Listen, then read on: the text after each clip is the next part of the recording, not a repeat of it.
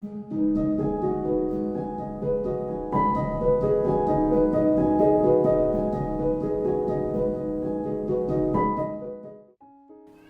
back to my Victorian Sims challenge. I am so happy after a month or two to be back with the Kings. As you can see, I haven't even finished fully undecorating from Christmas yet. Gosh, it really has been since December since I've played this family. But we will just dive right back in. So, John is newly back from Cambridge and really struggling with figuring out his place in life as a gay man who is gearing up to be the head of his household. And his best friend is Wenling Bao. So he doesn't like being under the pressure of mostly Annalise, and also to produce an heir. That's a really complicated situation for him. However, the maids are trying to figure out how to keep this household running. It is a bit of a struggle, especially with Wenling breaking our typewriter. And Meredith has gotten to the point with this household where she is a little emboldened. She has been here through Ernest and Rosabelle running the house to now Annalise and Charles, mostly Annalise. And so she takes no BS at this point.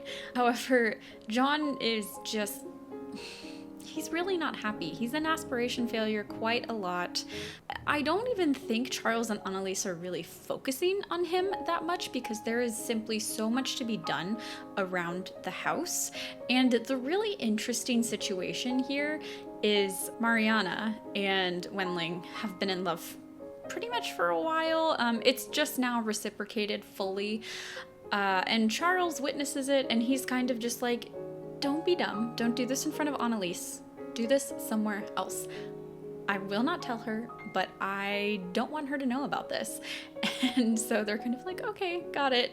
Wenling really doesn't care who sees anything. I mean, she is pretty bold, brazen, just doesn't really care.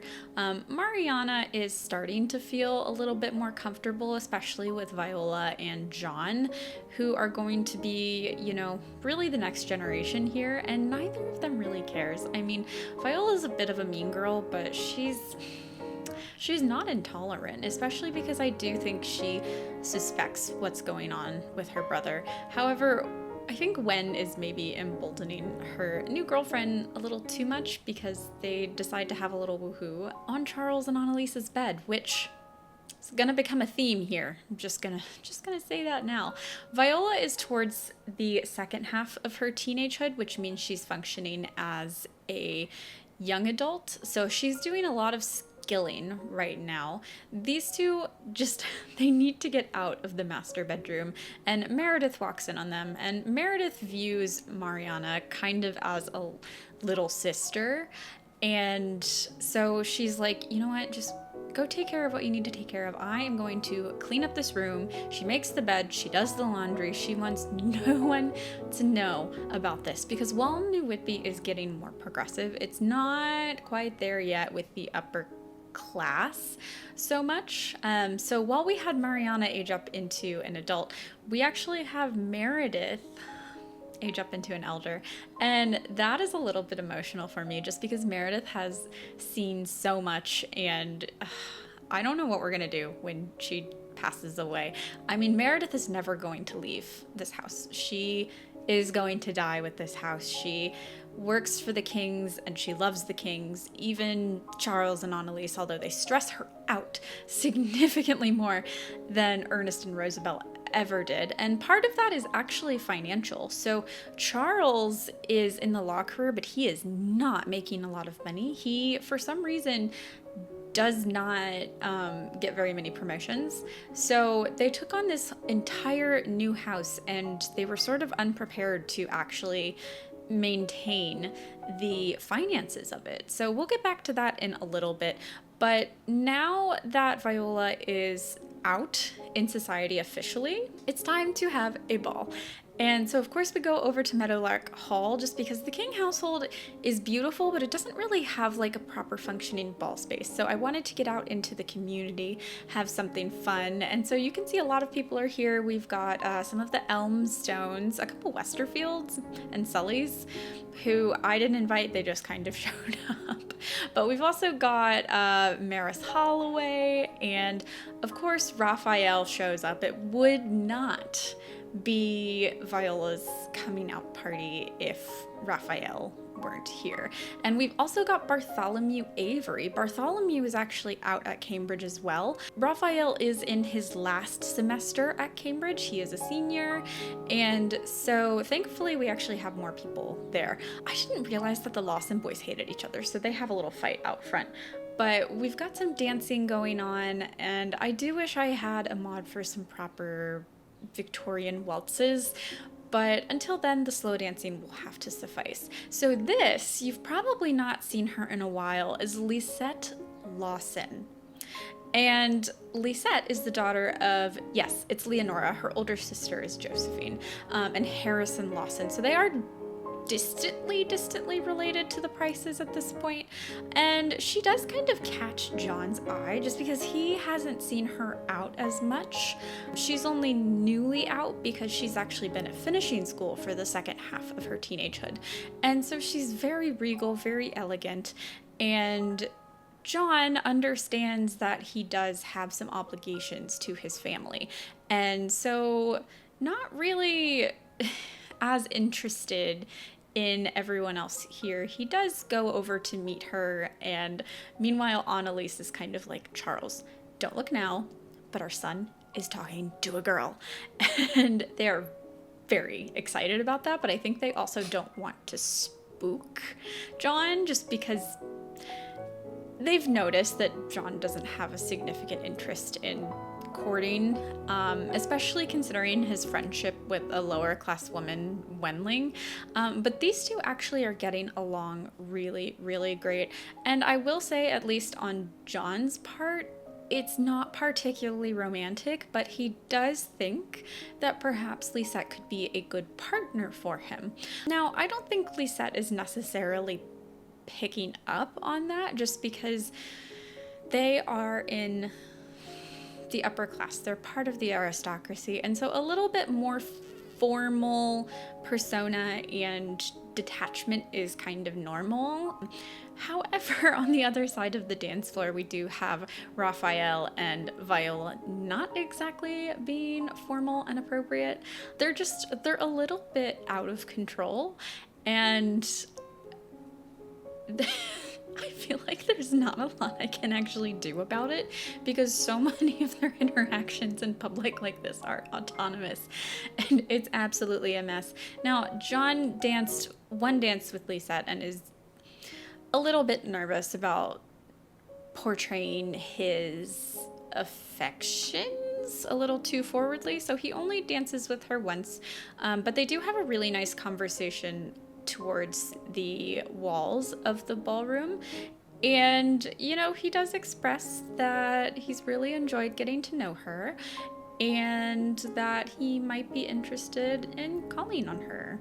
And I think John has kind of come to the point where he is sort of resigned to the fact that he needs to make sure his family is taken care of and that their legacy lives on. Especially, he's feeling a lot of weight, you know, the other line of kings passed away with Ernest. There's a lot of pressure on John to be able to provide an heir, and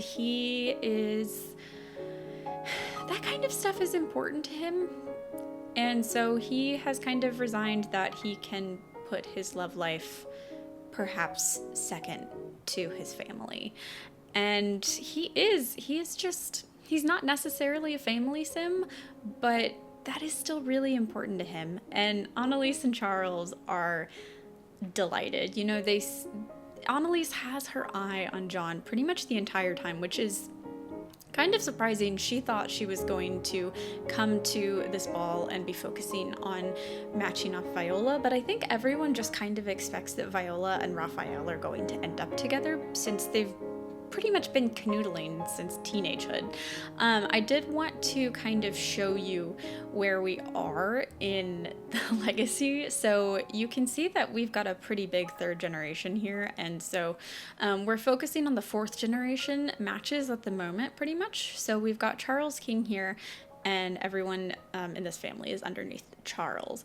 So Viola is happy with how the party went because mainly her brother took all of her parents' attention, which meant she can have a little bit more fun with Raphael and not really be noticed as much by it. And so John ends up spending the rest of the evening, the late evening hours, in the study. He wakes up the next morning and everyone is abuzz and questioning him, like, when are you going to call on Lisette? Are you calling on her today? Maybe you should call on her today. And he's like, I'm going to do this at my own pace. Just take a breath, give me some space. Rosetta comes to the King household because she wants to chat with Viola about the ball last night. They both were having a very good time with their respective partners. I think, gosh, was she dancing with an Elmstone? She was having a really good time. It was either an Elmstone or one of the Price brothers. I don't think it's Grant, because I think Ebba and Grant are having a thing. But Annalise was just kind of sitting in there the whole time, and they didn't want to talk about the ball with Annalise present, so they kind of steal themselves away to the kitchen to talk about it. And Viola is just absolutely enamored with Raphael and is so excited to be talking to, basically her sister about it. Rosetta and Viola really were raised as siblings, and they weren't quite as close as children, but as they've aged into teens and young adults, they're really starting to form a wonderful friendship. And Meredith is just, she has been hearing all of the gossip from around the house, and it's kind of a mess. But I did actually also, I forgot, I wanted to show you how we're related to Lisette. So Lisette is over here, she's Harrison's daughter. So you can, I think they're second cousins. This generation is actually gonna have quite a couple second cousin matches. It's not ideal, but we haven't been adding new families to the neighborhood because it's just getting so big and so unruly.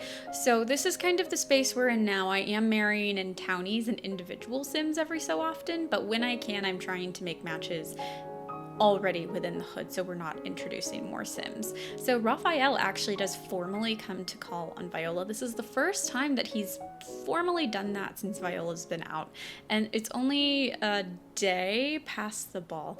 So it seems like his intentions are fairly clear. Everyone is pretty excited because this is a really great match. It is a little bit misleading, I think, on the King's parts, because since they're really struggling to make enough money to keep up the household, Viola's dowry is only about 18,000 simoleons. Now, Raphael is inheriting the entire estate of the Prices, which is huge. It's the biggest, most expensive house in the entire neighborhood. So I think Raphael is perhaps not taking this as seriously as Viola is. As you can see, we are back on Charles and Annalise's bed, which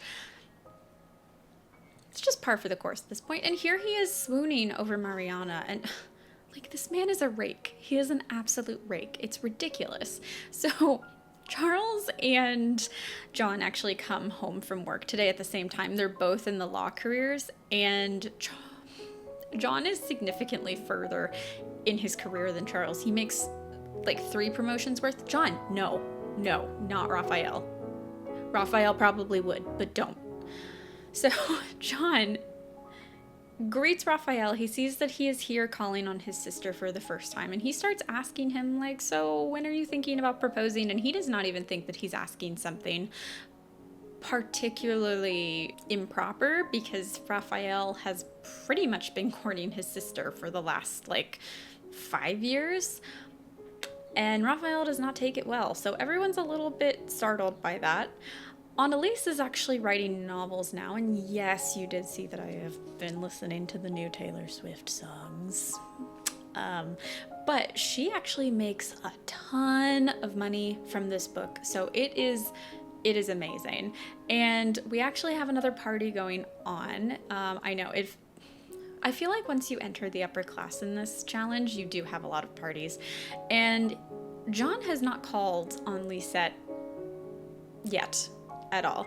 It's been a couple weeks at this point, so everyone was kind of expecting that he would call on Lisette, but Viola is very intrigued by this woman, and she thinks she is very proper and very beautiful, and that is exactly the type of person that Annalise would want Viola to be friends with. And Viola's a bit of a social climber. Now, I was just absolutely delighted by this party. There are so many people here that turned up. I'm starting to actually wonder if there is something biologically wrong with Raphael's armpits, because every time.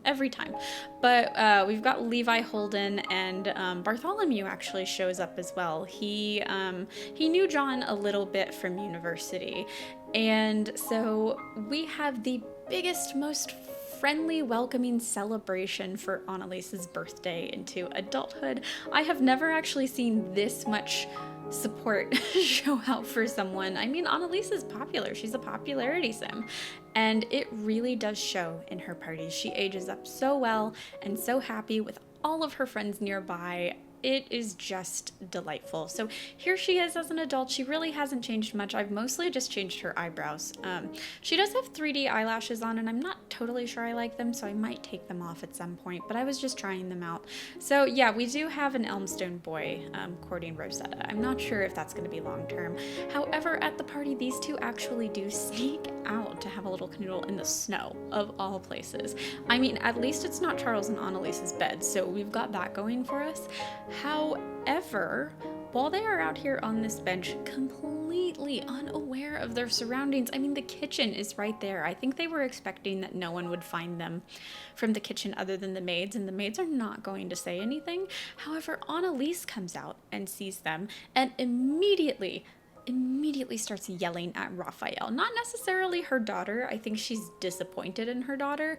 However, she's really expecting that this is Raphael's fault, because she views her daughter very highly and doesn't exactly think that Viola would do something like this if she is not, made promises to and wooed. And Raphael's still not taking the situation seriously in any manner. And they even try to have another canoodle immediately after Annalise yells at them. I mean, he's bold. He's a rake. It's terrible. Most people have actually left, but for some reason that wasn't even my choosing.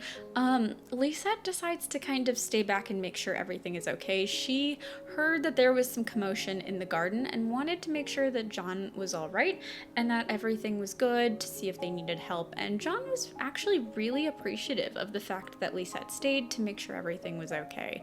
He doesn't have a lot of friends that he confides in other than Wendling.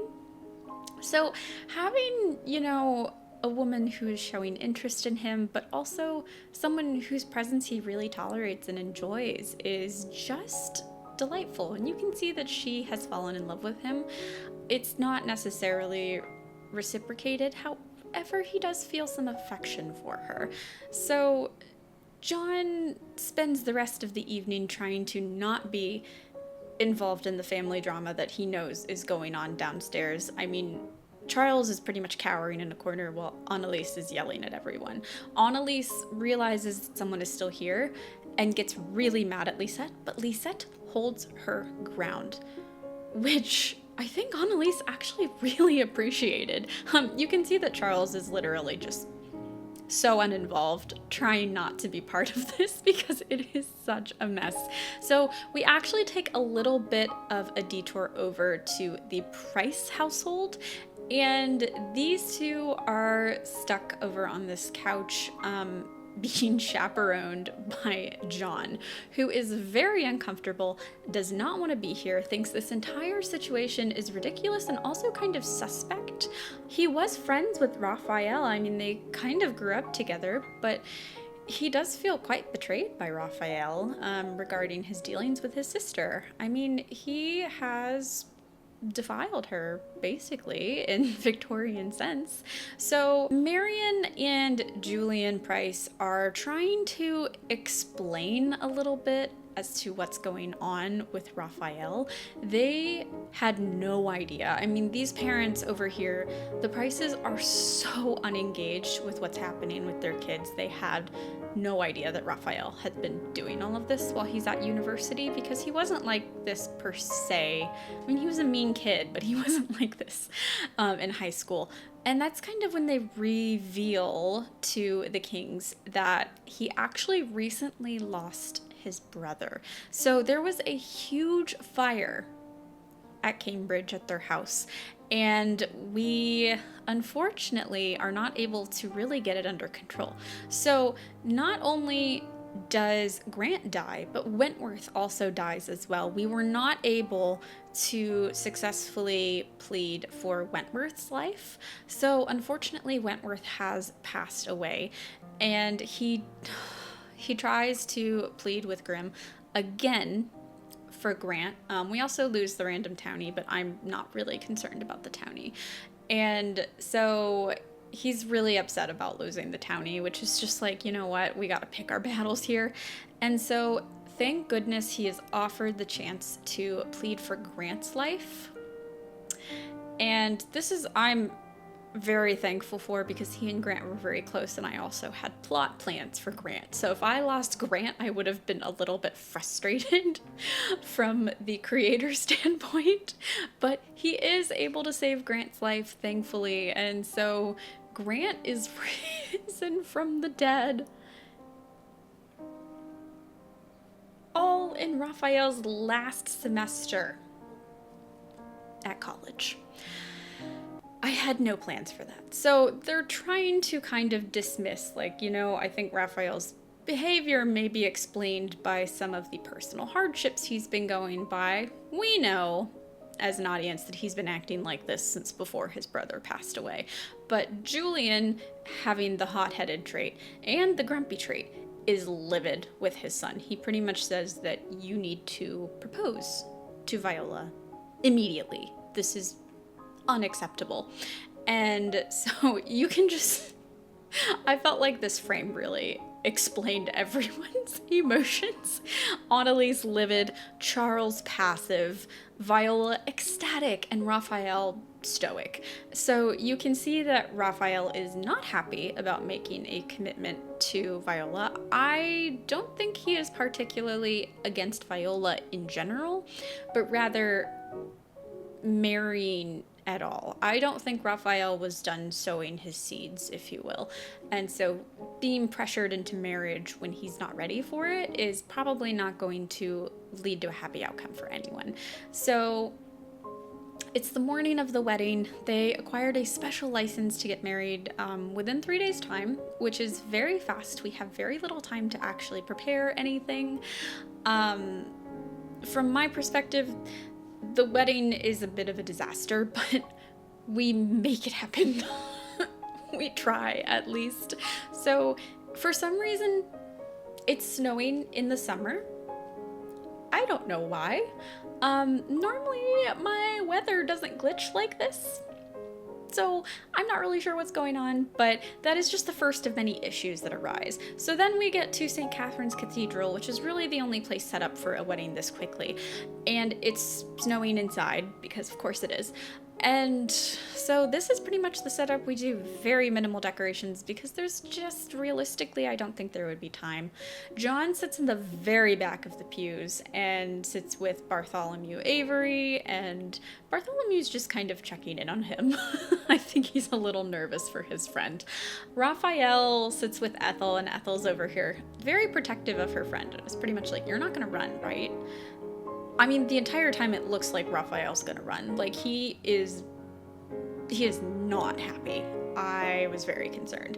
However, despite everything going sideways and this wedding literally taking from 8 a.m. until you can see it is now nighttime in the church, they get married, and they're very excited, at least about the finances.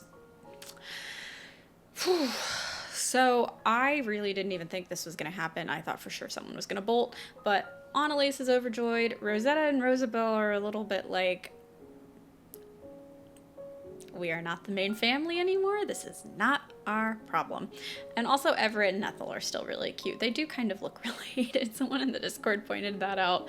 We've got Jasper here too. I'm quite a couple rotations behind on him, so I've got to play his family soon. Meanwhile, Raphael is lounging at the church, pretty unhappy with his situation. Charles and Viola are just so happy that they pulled this off. So now that that is done and taken care of, they go back to the Price's estate to collect Viola's things and dowry before heading off. As I said before, she's got about 18,000 simoleons, which is used to decorate their bridal suite, because the upstairs at the Price household is actually mostly undecorated. This is the third bedroom that we've got decorated. The other two are now mostly decorated. Yeah, we just don't have a ton of money because we put most of it into landscaping, which is not something that surprises any of you probably. So they're trying to get past some of the awkwardness. I think a little bit of the passion maybe sort of died out with the forced marriage. For some reason, their parents are in the room, which is just awkward. So Raphael does kick them out, and he's like, this is finally the time I'm supposed to do this, so you can go now. That is where the episode ends. So the next time we play the Prices, I am very curious to see what is going to happen with all of this. I really don't know what to expect. I think the Price and King households are going to be a little tense for a while. However, now that Annalise has Viola out of the house, she can turn her attentions back to marrying off John, and that is going to be a very complicated situation. So thank you for hanging out with me during this episode. I'm so excited to dive back in, and I can't wait to go hang out with the Jungs with you next. Lisette's dress as well, the pink dress, I actually converted from The Sims 4, so if you do want that, I will link it in the description below on my Tumblr. I will say that it's pretty high poly, as are most of the Civics dresses from The Sims 4, but my computer is kind of a beast and handles it pretty well. If you don't have a very high functioning computer, I would be cautious. Might crash your game with the polys. I don't actually know how many polys, but it's a lot. So just low word of warning there. Before I leave, I did want to mention we actually do have a wonderful person in the Discord, Francois, who has gone through and done the entire family trees for all of our families in New Whitby. Astounding work. He has cataloged nearly 300 Sims from New Whitby. It is a private drive, so I unfortunately don't have a link to share. However, if you do have any questions about the genealogy in the neighborhood, feel free to pop into the Discord. I'll link an invite below, and you can @ Francois and ask him. He is now our official historian. So I will see you next time. Bye!